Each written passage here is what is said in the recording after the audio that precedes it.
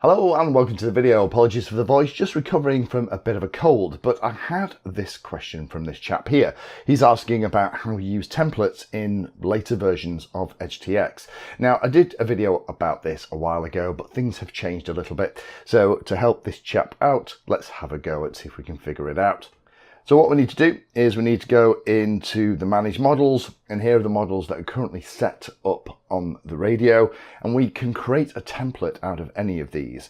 So for example, let me press and hold the iNav demo, and one of the options in here is save as template. It'll say, do you want to save as a template? And we'll say yes, and there it is, it's gone.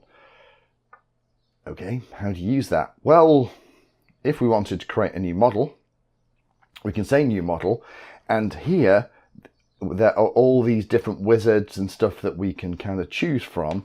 However, in personal, there are these two templates now, one for Ardu Pilot and the one for iNav demo that I've just created. So we can just simply click on that and it will go through and it will configure everything, including the LED lights and everything else. So if we come out of all of this and just manage models again, we'll see we now have two iNav demos because I've just created another one.